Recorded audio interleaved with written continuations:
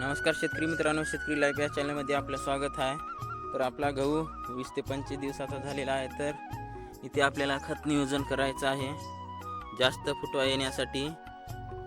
तरी पण फुटवे निघालेले आहेत 3-3 4-4 बघू शकता तुम्ही। पण आपल्याला इथं खत व्यवस्थापन चांगल्या प्रकारे करायचं आहे, जेणेकरून आपल्याला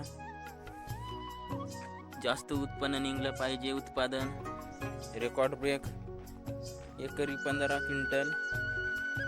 तर इथं आपल्याला खत व्यवस्थापन करणे गरजेचे आहे। बघू शकता तुम्ही फुटवा निघत आहे,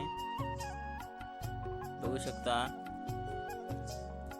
तर इथे खत व्यवस्थापन आपण त्यासोबत झिंक सल्फेट घ्यायचा आहे एकरी 5 किलो, जेणेकरून आपल्याला 45 किलोच्या बॅगमध्ये मिसळून शानी पूर्णपणे फेकून द्यायचं आहे।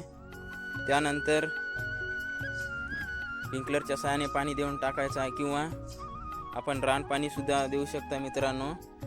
पुढे खत फेकून देऊन शानी महागून पाणी देऊन टाकायचं आहे, जेणेकरून आपली खत चांगल्या प्रकारे तिथे मानेल। तर आपल्याला पूर्णपणे खत फेकून द्यायचं नाही आहे एकरभर।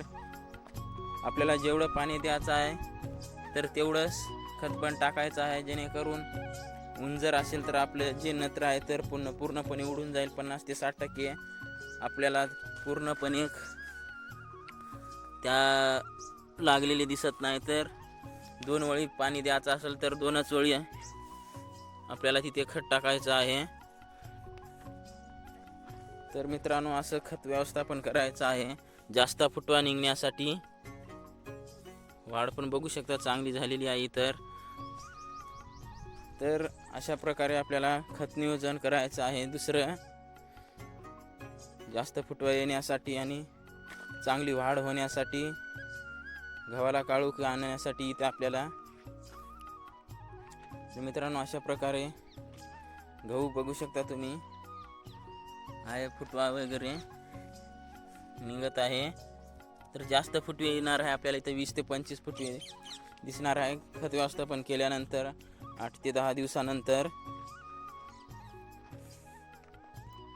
तर मित्रांनो, व्हिडिओ कसा वाटला कमेंटमध्ये नक्की सांगा, आणि आपल्या चॅनलला नवीन असाल तर मित्रांनो आपल्या चॅनलला सबस्क्राईब करून घ्या, म्हणजेच नवीन व्हिडिओ तुमच्यापर्यंत पोहोचेल। धन्यवाद मित्रांनो।